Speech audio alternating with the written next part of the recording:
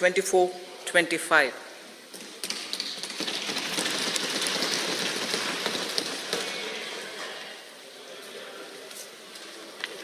The Indian economy has witnessed profound positive transformation in the last 10 years. The people of India are looking ahead to the future with hope and optimism. With the blessings of the people, when our government, under the visionary and dynamic leadership of Honorable Prime Minister Shri Narendra Modi, assumed office in 2014, the country was facing enormous challenges. With Sabka Saath, Sabka Vikas as its mantra, the government overcame those challenges in right earnest. Structural reforms were undertaken. Pro-people programs were formulated and implemented promptly. Conditions were created for more opportunities for employment and entrepreneurship. The economy got a new vigor. The fruits of development started reaching the people at scale.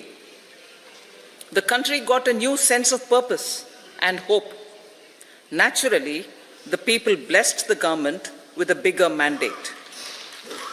In the second term, our government, under the leadership of Honorable Prime Minister, doubled down on its responsibilities to build a prosperous country with comprehensive development of all people and all regions. Our government strengthened its mantra to Sabka Saath, Sabka Vikas and Sabka Vishwas. Our development philosophy covered all elements of inclusivity, namely social inclusivity through coverage of all strata of the society, and geographical inclusivity through development of all regions of the country. With the whole of nation approach of Sabka Prayas, the country overcame the challenges of once in a century pandemic, took long strides towards Atmanirbhar Bharat, committed to Panch Pran, and laid solid foundations for the Amrit Kal. As a result, our young country has high aspirations, pride in its present, and hope and confidence for a bright future. We expect that our government, based on its stupendous work, will be blessed again by the people with a resounding mandate. Inclusive development and growth.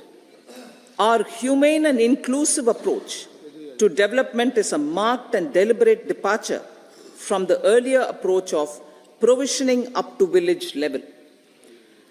Development programs were thus provisioned.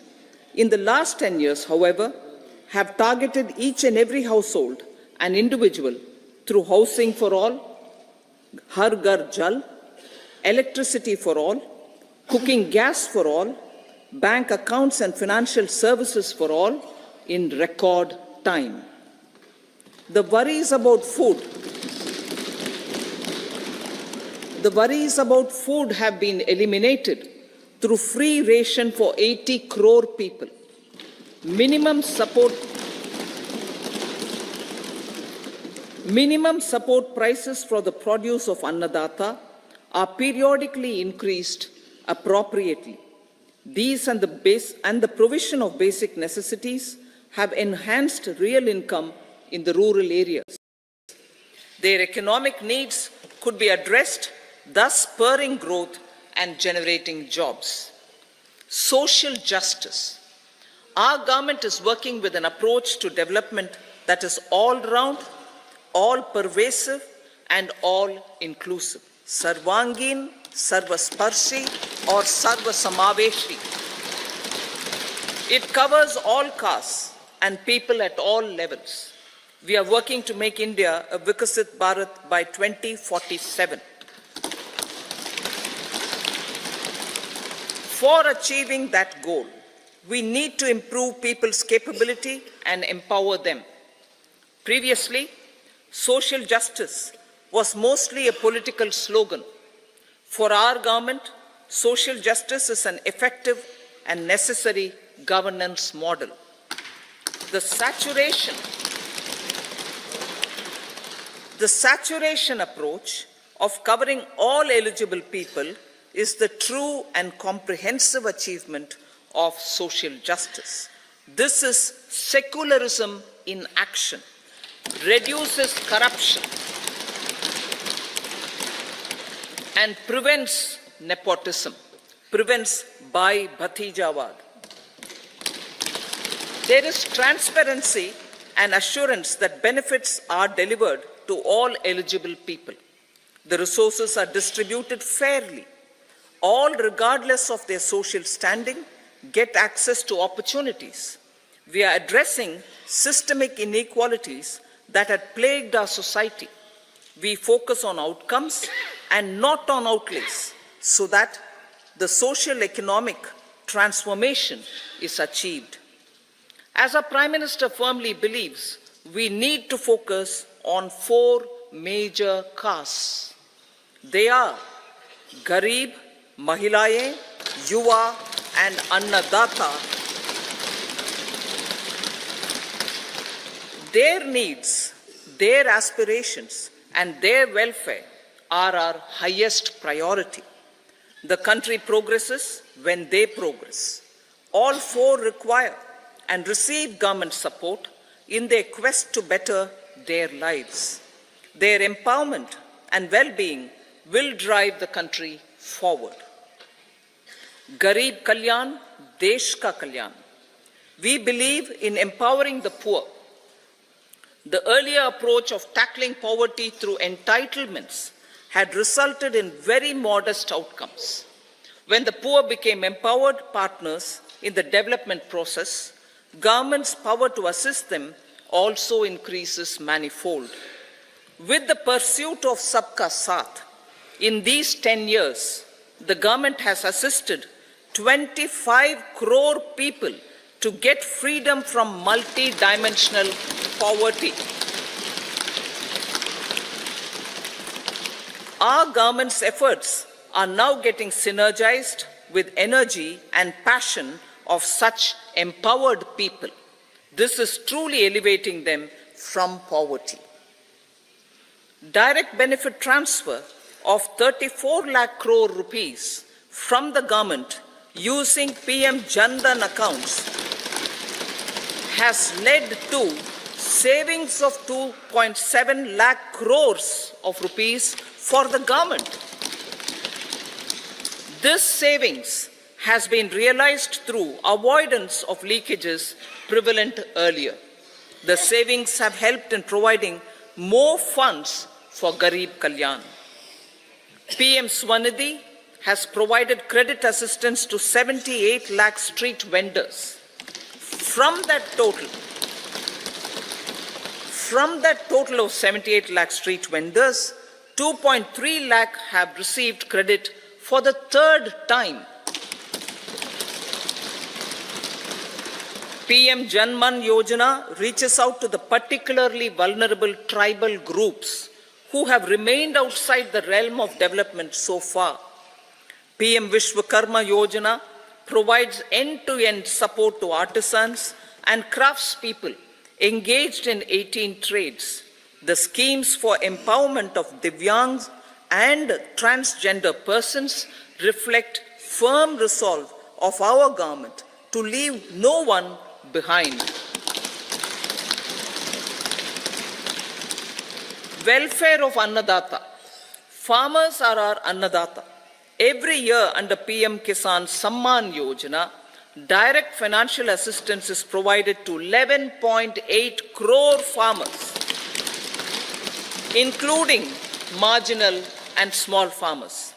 Crop insurance is given to 4 crore farmers under PM Fasal Bima Yojana.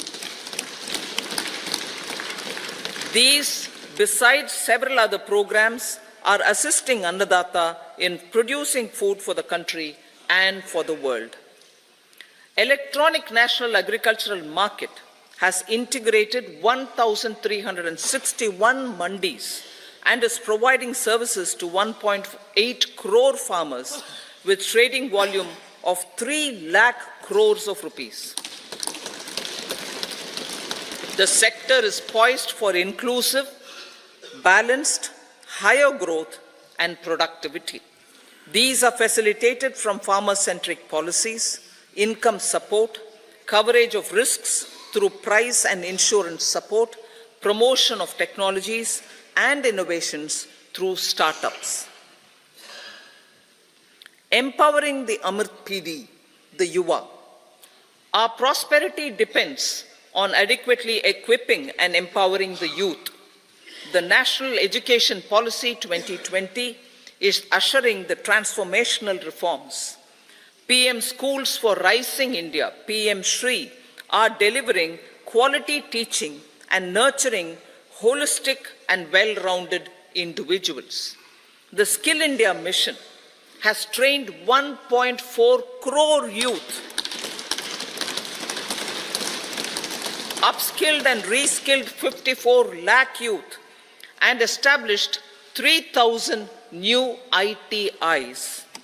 A large number of institutions of higher learning, namely 7 IITs, 16 triple ITs, 7 IIMs, 15 AIMS, and 390 universities have been set up. PM Mudra Yojana has sanctioned 43 crore loans aggregating to 22.5 lakh crores of rupees for entrepreneurial aspirations of our youth. Besides that, Fund of Funds, Startup India, and Startup Credit Guarantee schemes are assisting our youth. They are also becoming Rozgar Data. The country is proud of our youth scaling new heights in sports. The highest ever medal tally in Asian Games and Asian Para Games in 2023 reflects a high confidence level.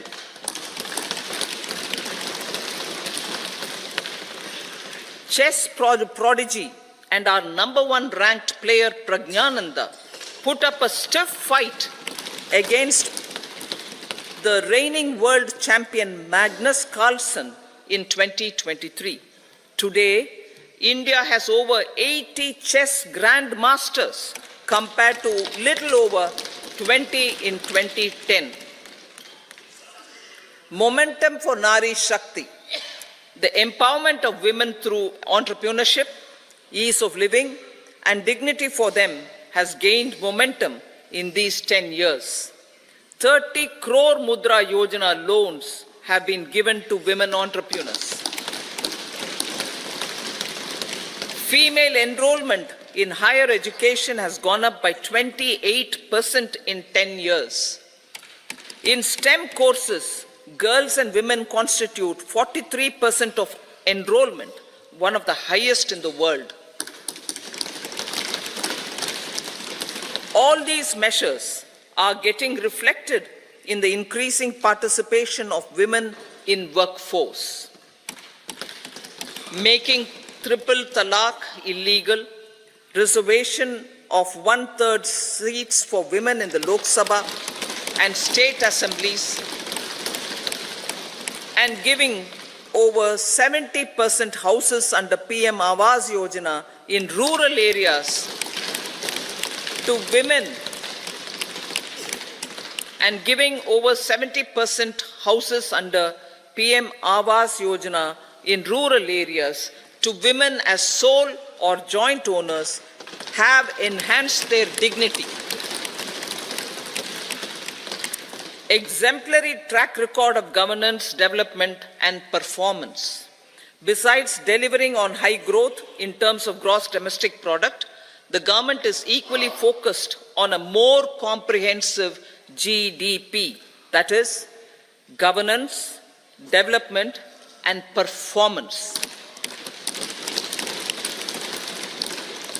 Our government has provided transparent, accountable, people-centric, and prompt, trust-based administration with citizen-first and minimum government, maximum governance approach. The impact of all-round development is discernible in all sectors. There is macroeconomic stability, including in the external sector. Investments are robust. The economy is doing well. People are living better and earning better, with even greater aspirations for future. Average real income of the people has increased by 50%. Inflation is moderate. People are getting empowered, equipped, and enabled to pursue their aspirations. There is effective and timely delivery of programs and of large projects. Economic management. The multi-pronged economic management over the past 10 years has complemented people-centric, inclusive development. Following are some of the major elements. 1. All forms of infrastructure, physical, digital, or social, are being built in record time.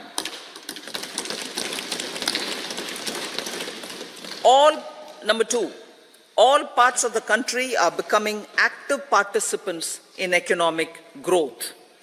Number 3, digital public infrastructure, a new factor of production as if in the 21st century, is instrumental in formalization of the economy. Number 4, goods and services tax has enabled one nation, one market, one tax. Tax reforms have led to deepening and widening of tax base. Number 5, strengthening of the financial sector has helped in making savings, credit, and investments more efficient.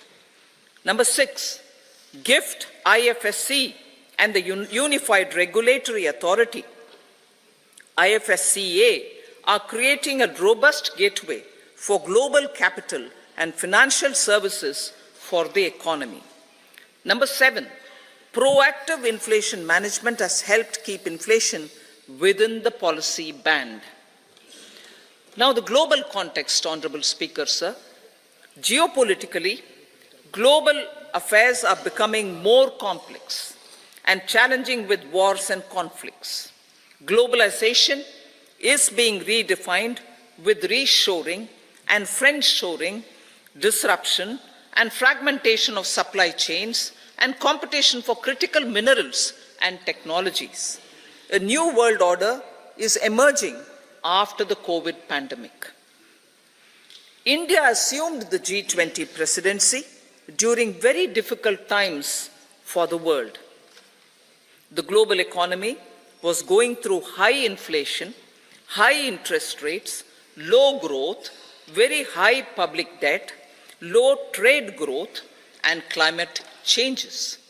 The pandemic has led to a crisis of food, fertilizer, fuel, and finances for the world, while India successfully navigated its way.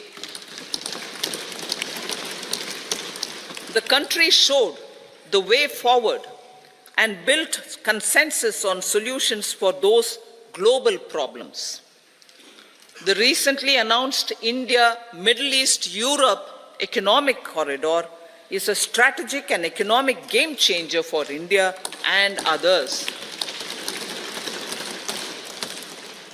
In the words of Honorable Prime Minister, the corridor, and I quote, will become the basis of world trade for hundreds of years to come, and history will remember that this corridor was initiated on Indian soil. Unquote. Vision for Vikasit Bharat. Our vision for Vikasit Bharat is that of prosperous Bharat in harmony with nature, with modern infrastructure, and providing opportunities for all citizens and all regions to reach their potential.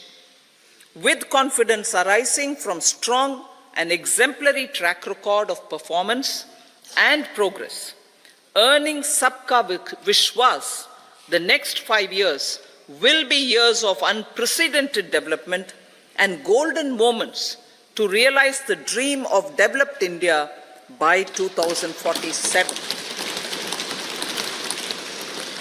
The trinity of demography, democracy, and diversity backed by Sabka Prayas, has the potential to fulfill aspirations of every Indian. As Honorable Prime Minister in his Independence Day address to the nation mentioned, I quote, "There is no dearth of opportunities, as many opportunities as we want. The country is capable of creating more opportunities. Sky is the limit," unquote. Strategy for Amrit Kal. Our government will adopt economic policies that foster and sustain growth, facilitate inclusive and sustainable development, improve productivity, create opportunities for all, help them enhance their capabilities, and contribute to generation of resources to power investments and fulfill aspirations. Guided by the principle, reform, perform, and transform, the government will take up next generation reforms and build consensus with the states and stakeholders for effective implementation. It is an important policy priority for our government to ensure timely and adequate finances, relevant technologies, and appropriate training for the micro, small, and medium enterprises, MSMEs, to grow and also compete globally. Orienting the regulatory environment to facilitate their growth will be an important element of this policy mix. Aligning with the Panchamrit goals, our government will facilitate sustaining high and more resource-efficient economic growth. This will work towards energy security in terms of availability, accessibility, and affordability. For meeting the investment needs, our government will prepare the financial sector in terms of size, capacity, skills, and regulatory framework. Aspirational Districts Program. Our government stands ready to assist the states in faster development of aspirational districts and blocks, including generation of ample economic opportunities. Development of the East. Our government will pay utmost attention to make the eastern region and its people a powerful driver of India's growth. PM Awas Yojana Gramin. Despite the challenges due to COVID, implementation of PM Awas Yojana Gramin continued, and we are close to achieving the target of 3 crore houses. 2 crore more houses will be taken up in the next 5 years to meet the requirement arising from increase in the number of families. Rooftop solarization and Muft Bijli. Through rooftop solarization, 1 crore households will be enabled to obtain up to 300 units free electricity every month. This scheme follows the resolve of Honorable Prime Minister on the historic day of consecration of Shri Ram Mandir in Ayodhya. Following benefits are expected. Savings up to 15 to 18,000 rupees annually for households from free solar electricity and selling the surplus to the distribution companies. Charging of electric vehicles. Entrepreneurship opportunities for a large number of vendors for supply and installation. Employment opportunities for the youth with technical skills in manufacturing, installation, and maintenance. Housing for middle class. Our government will launch a scheme to help deserving sections of the middle class, and I quote from Honorable Prime Minister's words, living in rented houses or slums or chawls and unauthorized colonies, unquote, to buy or build their own houses. Medical colleges. Several youth are ambitious to get qualified as doctors. They aim to serve our people through improved healthcare services. Our government plans to set up more medical colleges by utilizing the existing hospital infrastructure under various departments. A committee for this purpose will be set up to examine the issues and make relevant recommendations. Cervical cancer vaccination. Our government will encourage vaccination for girls in the age group of 9 to 14 years for prevention of cervical cancer. Maternal and child health care. Various schemes for maternal and child care will be brought under one comprehensive program for synergy in implementation. Upgradation of Anganwadi centers under Saksham Anganwadi and Poshan 2.0 will be expedited for improved nutrition delivery, early childhood care and development. The newly designed U-Win platform for managing immunization and intensified efforts of Mission Indradhanush will be rolled out expeditiously throughout the country. Ayushman Bharat. Healthcare cover under Ayushman Bharat scheme will be extended to all ASHA workers, to all Anganwadi workers and helpers. Agriculture and food processing. The efforts of value addition in agriculture sector and boosting farmers' incomes will be stepped up. Pradhan Mantri Kisan Sampada Yojana has benefited 38 lakh farmers and generated 10 lakh employment. Pradhan Mantri Formalization of Micro Food Processing Enterprises Yojana has assisted 2.4 lakh SHGs and 60,000 individuals with credit linkages. Other schemes are complementing the efforts for reducing post-harvest losses and improving productivity and incomes. For ensuring faster growth of the sector, our government will further promote private and public investment in post-harvest activities, including aggregation, modern storage, efficient supply chains, primary and secondary processing and marketing and branding. Nano DAP. After the successful adoption of nano urea, application of nano DAP on various crops will be expanded in all agroclimatic zones. Atmanirbhar Oil Seeds Abhiyan.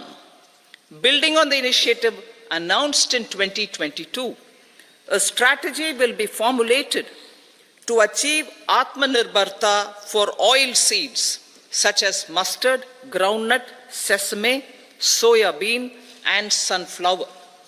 This will cover research for high-yielding varieties, widespread adoption of modern farming techniques, market linkages, procurement, value addition, and crop insurance. Dairy development. A comprehensive program for supporting dairy farmers will be formulated. Efforts are already on to control foot and mouth disease. India is the world's largest milk producer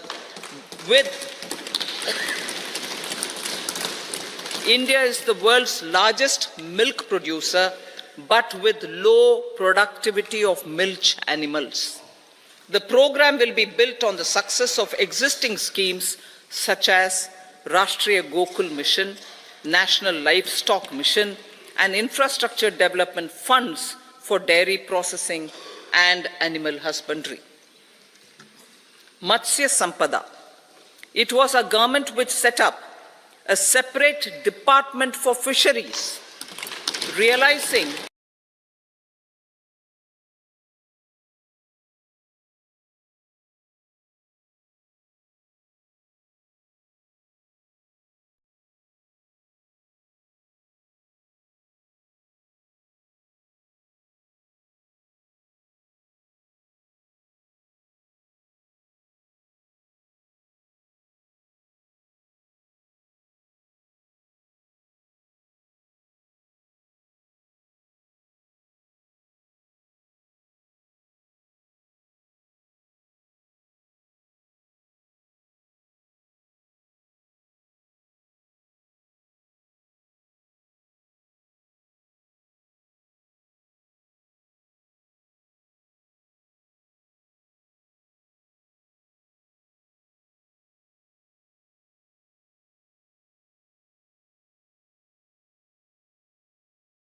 SHGs, 83 lakh SHGs with economic landscape, with empowerment and self-reliance. Honorable Speaker sir, their success has assisted nearly 1 crore women to become Lakpati Didi already. They are an inspiration to others. Their achievements will be recognized through honoring them. Buoyed by the success, it has been decided to enhance the target for Lakpati Didi from 2 crores to 3 crores.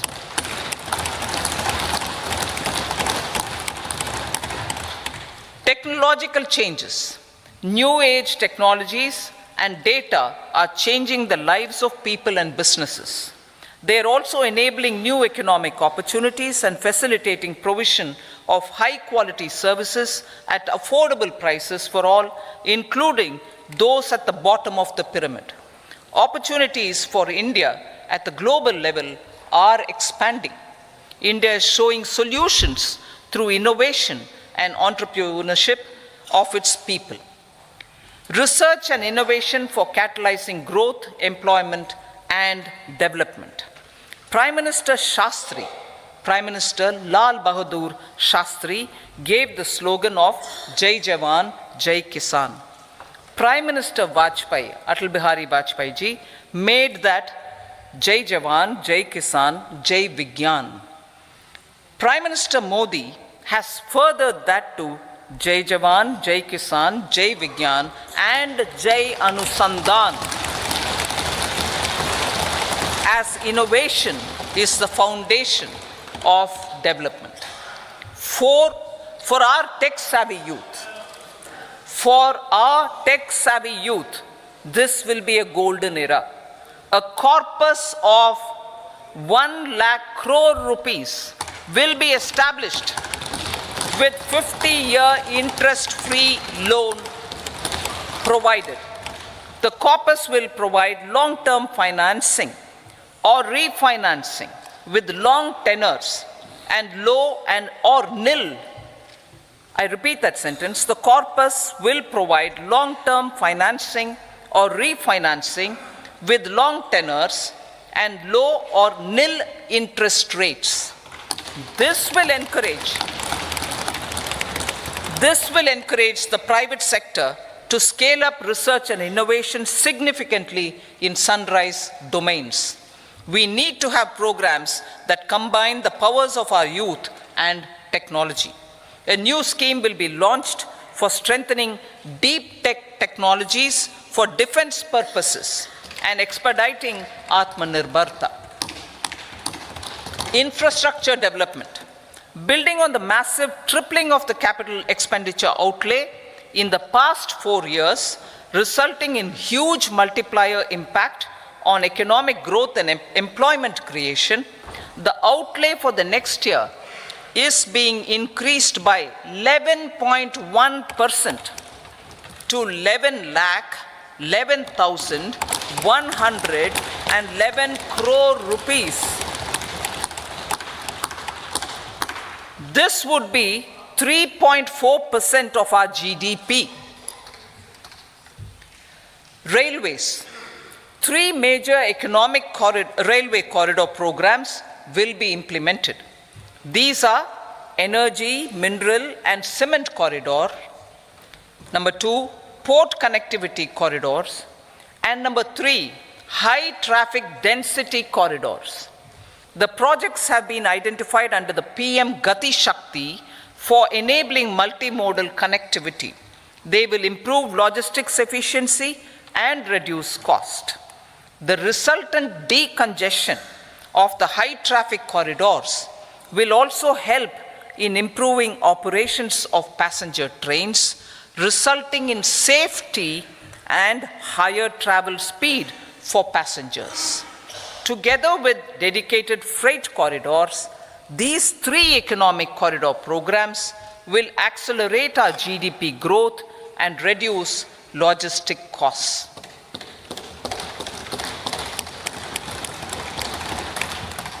40,000 normal rail bogies will be converted to Vande Bharat standards to enhance safety, convenience, and comfort of passengers. Aviation sector. The aviation sector has been galvanized in the past 10 years. Number of airports have doubled to 149. Rollout of air connectivity to Tier 2 and Tier 3 cities under UDAN scheme has been widespread. 517 new routes are carrying 1.3 crore passengers. Indian carriers have proactively placed orders for over 1,000 new aircrafts. Expansion of existing airports and development of new airports will continue expeditiously. Metro and Namo Bharat. We have a fast expanding middle class and rapid urbanization is taking place. Metro rail and Namo Bharat can be the catalyst for the required urban transformation. Expansion of these systems will be supported in large cities focusing on transit-oriented development. Green energy. Towards meeting our commitment for net zero by 2070, the following measures will be taken. Viability gap funding will be provided for harnessing offshore wind energy potential for initial capacity of 1 gigawatt. Coal gasification and liquefaction capacity of 100 metric tons will be set up by 2030. This will also help in reducing imports of natural gas, methanol, and ammonia. Phased mandatory blending of compressed biogas in compressed natural gas for transport and piped natural gas for domestic purposes will be mandated. Financial assistance will be provided for procurement of biomass aggregation machinery to support collection. Electric vehicle ecosystem. Our government will expand this and strengthen the e-vehicle ecosystem by supporting manufacturing and charging infrastructure. Greater adoption of e-buses for public transport networks will be encouraged through payment security mechanism. Biomanufacturing and biofoundry.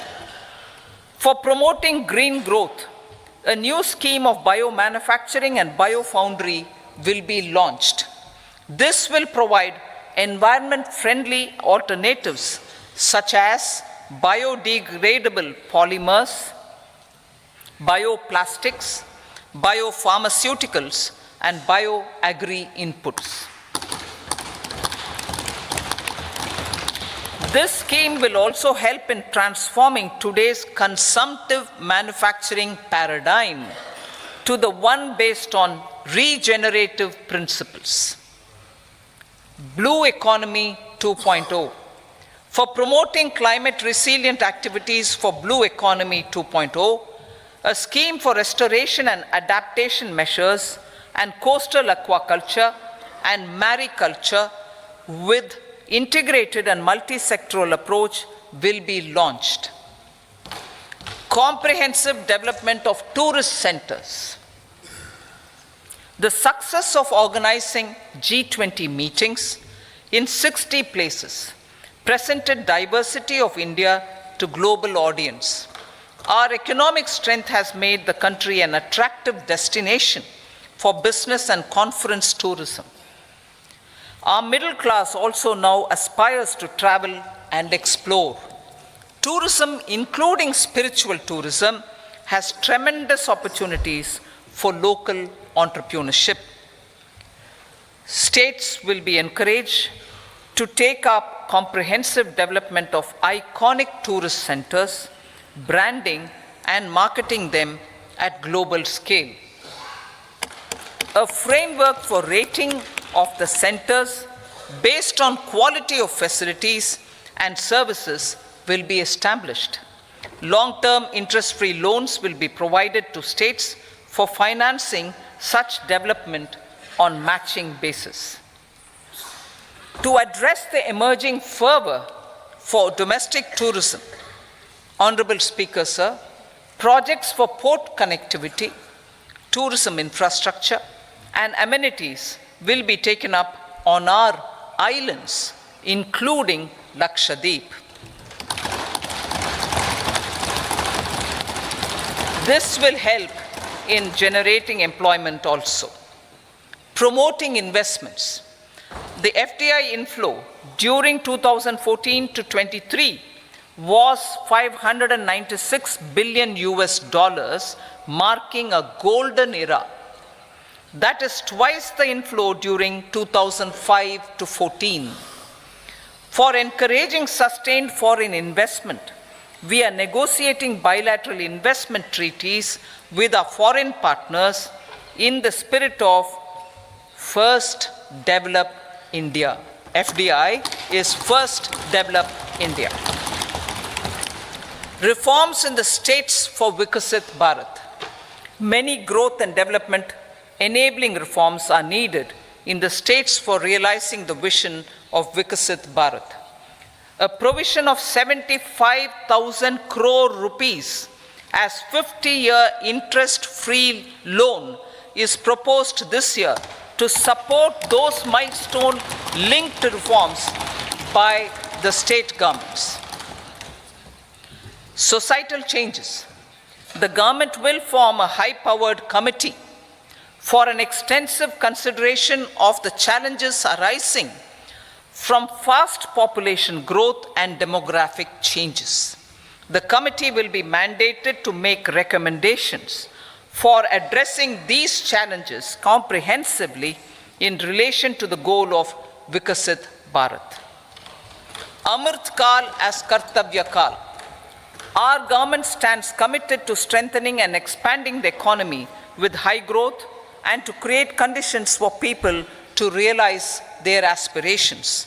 Honorable Prime Minister in his Independence Day address to the nation in the 75th year of our Republic said, and I quote, "We commit ourselves to national development with new inspirations, new consciousness, new resolutions as the country opens up immense possibilities and opportunities. It is our Kartavya Kal."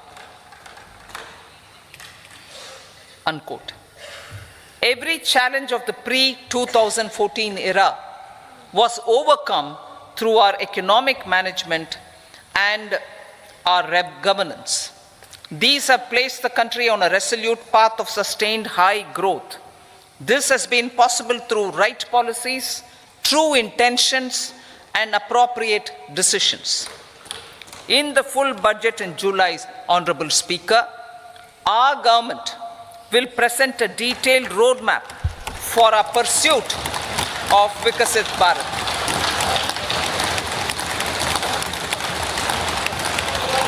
Revised estimates of 2023-24. The revised estimate of the total receipts other than borrowings is 27.56 lakh crores of rupees, of which the tax receipts are 23.24 lakh crore rupees.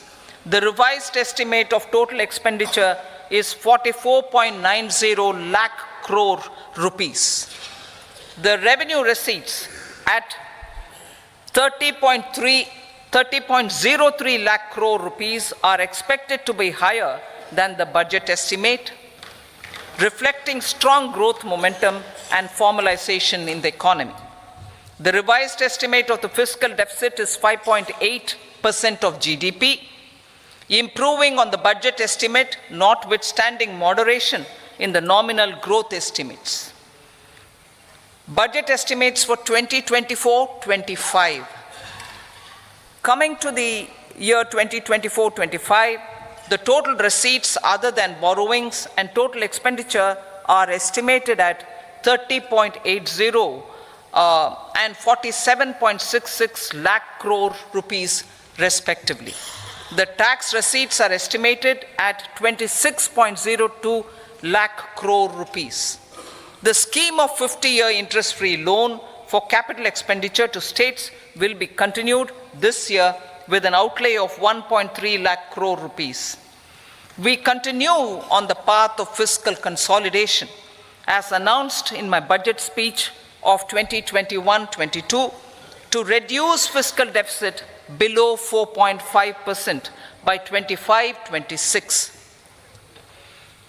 The fiscal deficit in 2024-25 is estimated to be 5.1% of GDP, adhering to that path. So the gross and net market borrowings through dated securities during 24-25 are estimated at 14.13 lakh crore rupees and 11.75 lakh crore respectively. Both will be less than that in 23-24. Now that the private investments are happening at scale, the lower borrowings by the central government will facilitate larger availability of credit for the private sector. Vote on account.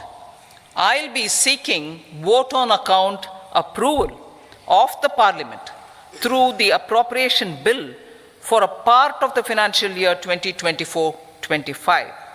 I will now move to part B. Honorable Speaker, sir, over the last 10 years, the direct tax collections have more than trebled and the return filers swelled 2.4 times. I would like to assure the taxpayers that their contributions have been used wisely for the development of the country and welfare of its people. I appreciate the taxpayers for their continued support. The government has reduced and rationalized tax rates.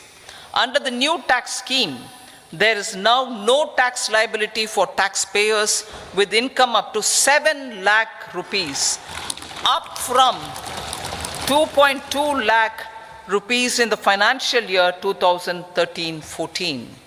The threshold for presumptive taxation for retail businesses was increased from 2 crores to 3 crores. Similarly, the threshold for professionals eligible for presumptive taxation was increased from 50 lakh rupees to 75 lakh rupees.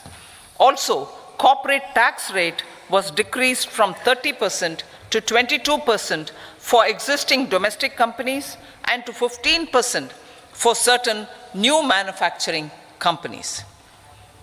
Honorable Speaker, sir, in the last 5 years, our focus has been to improve taxpayer services. The age-old jurisdiction-based assessment system was transformed with the introduction of faceless assessment and appeal, thereby imparting greater efficiency, transparency, and accountability. Introduction of updated income tax returns, a new Form 26AS, and pre-filling of tax returns have made filing of tax returns simpler and easier. Average processing time of returns has been reduced from 93 days in the year 2013-14 to a mere 10 days this year, thereby making refunds faster. Indirect taxation. By unifying the highly fragmented indirect tax regime in India, the GST has reduced the compliance burden on trade and industry. The industry has acknowledged the benefits of GST. According to a recent survey conducted by a leading consulting firm, 94% of industry leaders view the transition to GST as largely positive. According to 80% of the respondents, it has led to supply chain optimization, as elimination of tax arbitrage and octroi has resulted in disbanding of checkposts at the state and city boundaries.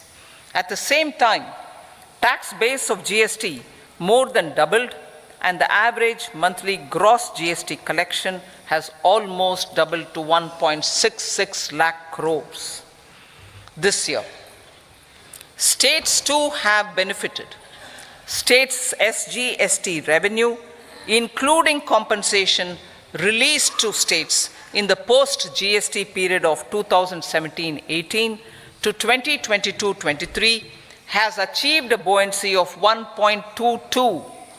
In contrast, the tax buoyancy of state revenues from subsumed taxes in the pre-GST four-year period of 2012-13 to 2015-16 was a mere 0.72.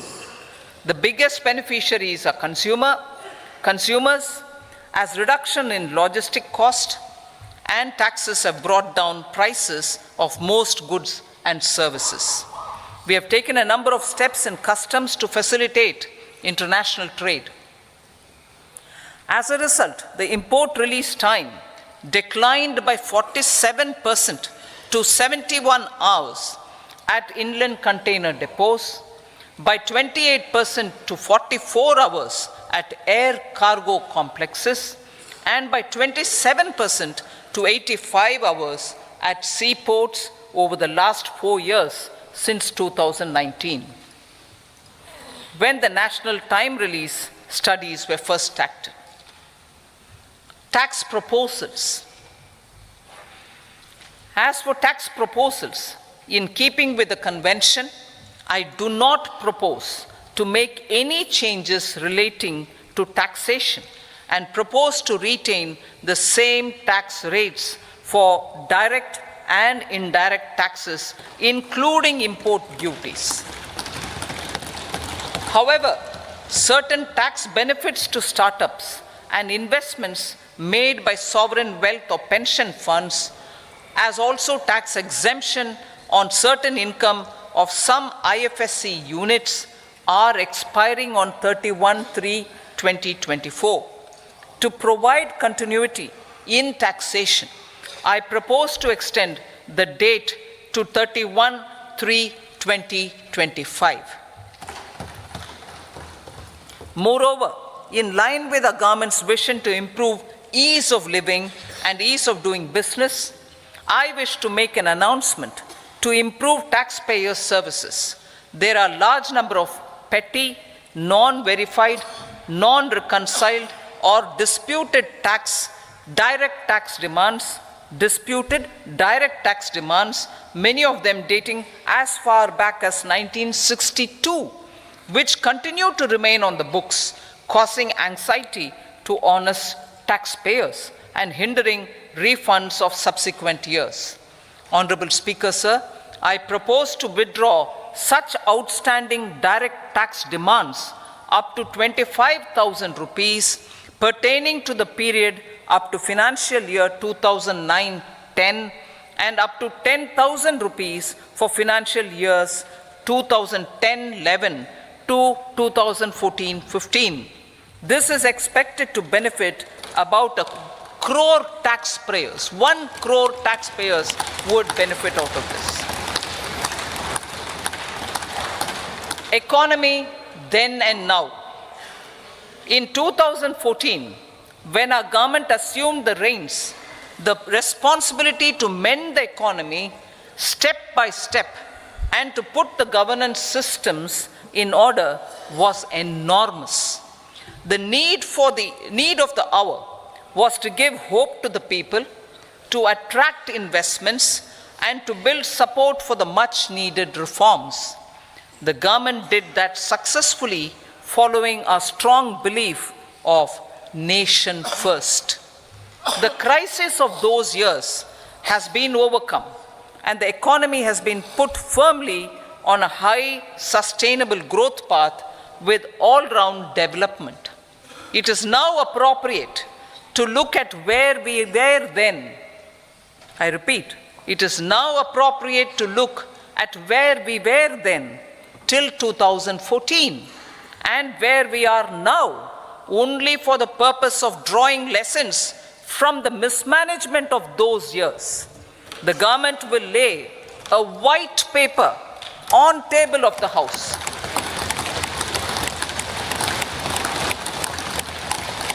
The exemplary track record of governance, development, and performance, effective delivery, and Jan Kalyan has given the government trust, confidence, and blessings of the people to realize whatever it takes the goal of Vikasit Bharat with good intentions, true dedication, and hard work in the coming years and decades. With this, Honorable Speaker, I commend the interim budget to this august House. Jai Hind.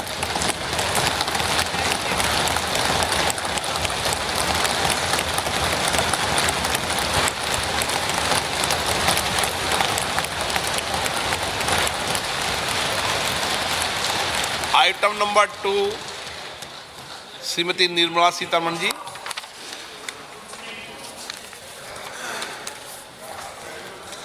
So, with your permission, I rise to lay on the table the following statements under Section 3(1) of the Fiscal Responsibility and Budget Management Act 2003, Medium-Term Fiscal Policy cum Fiscal Policy Strategy Statement and Macroeconomic Frame for leave to introduce the Finance Bill 2024.